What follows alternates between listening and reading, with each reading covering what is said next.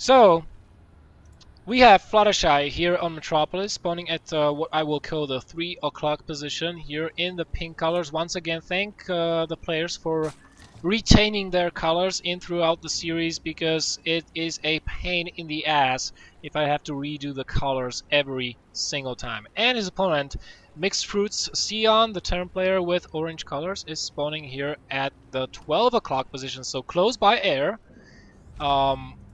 This map, famous for resulting in that split map scenario where if you defend the mid game, if you stabilize in the mid game, then you probably end up splitting the map in half with your opponent, and will most probably, if that's the case, we'll see spine crawlers here, we'll see spine crawlers here, we'll see a lot of contention going on for the watchtowers. We may even see Zerg expanding via drop or Nidus to these islands.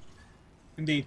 And given that this is a best of 5, we're going to have to wonder if Xeon will do this exact same build 5 games in a row, or if he starts losing with it, will he switch on to something else? Does he have a backup build? Does he have something else in that conniving, cruel little Terran mind of his that he's going to whip out to slap Fluttershy down and take this series with if he starts losing with this build? Exactly, because he did this build every time we casted his matches, and I'm pretty confident that he did this build every time he played any Zerg in this whole tournament. So, getting or being predictable in a best of 5 series, especially if it's a bracket finals, is the last thing you want to be doing. And if Fluttershy is smart and plays smart, as the player I know him to be, because frankly, the guy can just pull a build out of nowhere without even knowing it, and everything times out when he plays at the top of his game. When he doesn't play at the top of his game, he's gonna get supply blocked, he won't have any army the whole game long, and then he will lose. So Indeed. here we have the command center just as before, and the double gas just as before, so I think it's the same build. So I feel there's really not much left to say with regards to Xeon. We can, every single game, say, well, he's doing the same thing. But really what interests me is how Fluttershy is going to start responding to this kind of play. I would like to see that as well, and I'm quite curious if we see any modification on Fluttershy's part. We all know that the Zergs do want to get to that late game scenario when you have 4 bases, potentially 5. You have the Infestors speedling, and you want to get either Broodlords or Ultras, or ideally both if that income allows you to do Indeed. so. But the road every Zerg takes to get there, and to counter and have contingency plans for the various things Terrans do to them in the meantime, that's a different story. So that is what interests me the most right now. And with regards to what Xeon said before, he's not comfortable on larger maps. So this map is relatively well-sized. It's not gigantic, but it's not small. So it's going to be interesting to see how he plays on it compared to the smaller maps that he's been doing so well on, like Cloud Kingdom.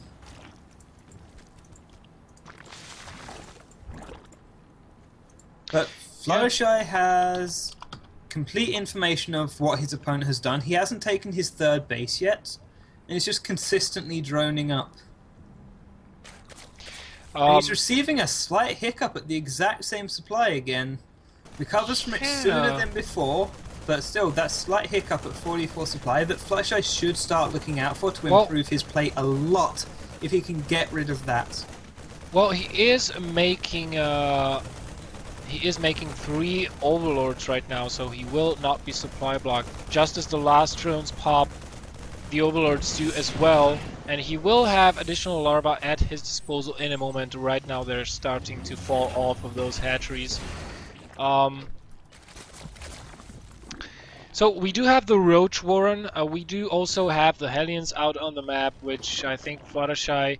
Is he even scouting his opponent? Yes, he is, but only moderately so. No presence out on the map. He's got the Queens to get some early hits on the Hellions as they do approach. A total of 4 Queens out on the map right now. 4 gases already before taking a 3rd, and a fast lair. Not as fast or not entirely fast, as fast as we saw from Hordon on the map Whirlwind.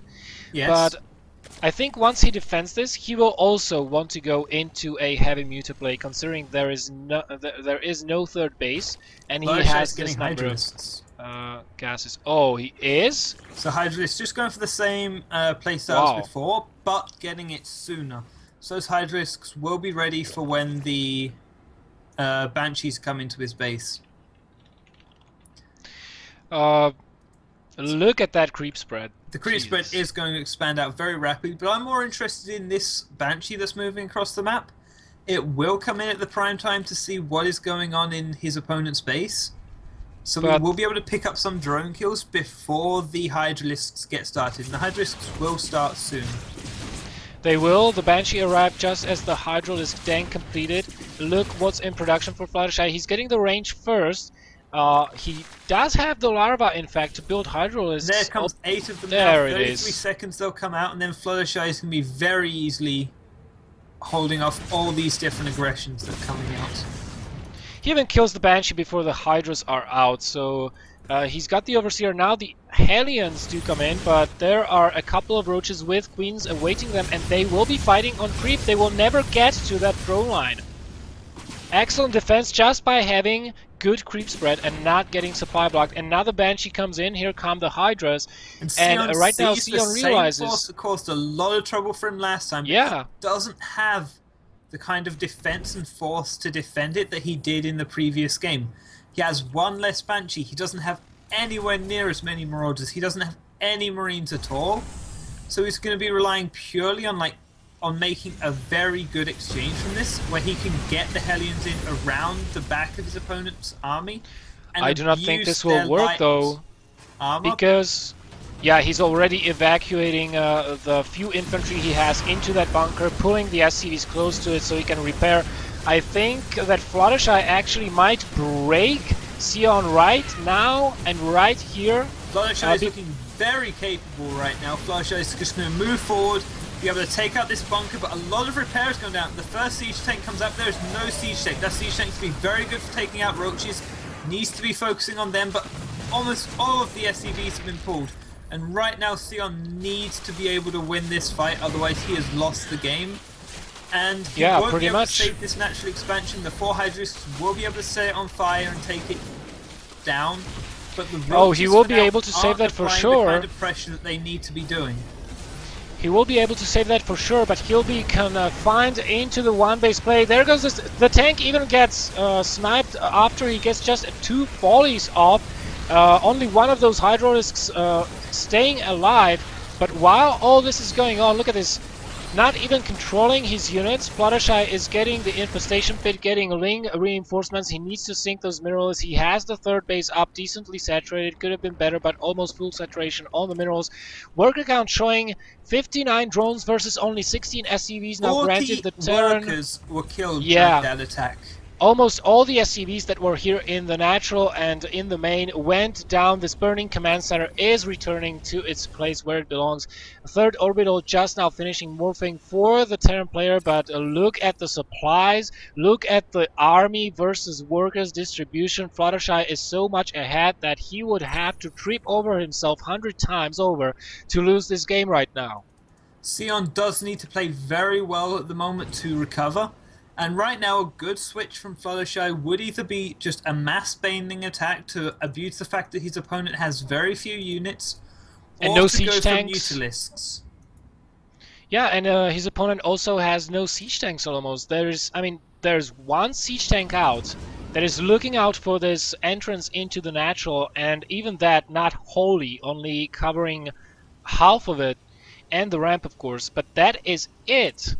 I mean, there are more in production, but with only 1 factory, and with 5 barracks, out of which only 1 of them has an add-on. The drop in Fluttershy's main looks like it's going to take out the infestation pit. This is very important. No research had gone down, and the... Wow. Oh, it goes down. Losing that is very critical, but Fluttershy still has the hive already on the way. He needs to rebuild that infestation pit if he wants to build infestors anytime soon. He is getting the baneling speed. The drop gets out of there with 1 marine alive. He saves the medevac, but look at the amount of lings. There are 40 lings right now out on the map, and they are going to deny this third base, force the liftoff, kill all the SCVs that are there, and basically Xeon cannot do anything to move out on the map apart from dropping, and Fluttershy is going to be ready for that. Look at this. Spine crawlers being built all across his main bases. Fluttershy is getting a very good defense, showing that even if you're bad at macro Zerg, you can still just spend all of your money on spines and still win. That is a little bit of an overstatement, I would say. Baneling's morphing it at the natural. He sees the tank shelling the lings that go in first, so he pulls back and he will try to do some more damage to this third command center. Baneling's speed almost finished. I would not be surprised if he made a ton more lings and then make a ton more banelings and try to go for a bust, because frankly there's not that many tanks, there's not that many infantry, almost 0 medevacs, and he's got the Ultra Cavern planted down and on the way. Yep, Fluttershy is just stocking up everything he can now for the Ultralisks, getting the upgrades, getting the centrifugal hooks for his speed, and centrifugal hooks actually coming into play right as that engagement happens, giving him quite a few more attacks with his banelings than he would have initially had. This baneling actually getting out of there, and I was trying to make a point earlier that yes, true, Xeon has a lot of barracks, but not quite enough money to support all of that. That was back when he tried to recover from the hit he sustained from Fluttershy's army in the earlier game. Creep spreading pretty good for Fluttershy. He is taking a 5th base right now, 4th base already up. If we look at the income, it's uncomparable to the Terran. 2,000 versus 1,200, and that is with triple muling. Ultralisks are on the way, as well as adrenal glands. He will have a very, very strong melee army. The only weakness of this approach is the susceptibility to drops, because you don't have any anti-air, but spine crawlers and spore crawlers will solve that. So here comes MFCeon looking to get back into this game at least somewhat. And whilst in the previous game, Fluttershy looked to be in an obscenely commanding, Xeon looked in an obscenely commanding position in the previous game, dominating his opponent with ease. In this game, it's the complete opposite. Xeon has such a strong disadvantage right now. I'm completely messing up my words here. But yeah, the only thing I have to say really quickly is that Fluttershy is trailing behind with upgrades, if I'm not mistaken. 2-1 on the Marines, only 1-1 on the Lings and the Ultras. He's getting 2-2, but a little bit later than you would, and Chitin is plating about to finish, so that will make those Ultras all the more stronger, and that is the prime time for Fluttershy to maybe push. Indeed, but still, there is no anti-air out for Fluttershy apart from the Hydrisks. He doesn't have a new infestation pit, so his only units at the moment for his late game are the Ultralisks. He doesn't have any other late game unit available to him, and Xeon's just going to hold on for as long as he possibly can, but there isn't any chance that he'll be able to hold off against the wave of units that's about to descend upon him. No, I do not believe so. All Fluttershy has to do right now is a move into the Terran base, because frankly he's got so much stuff.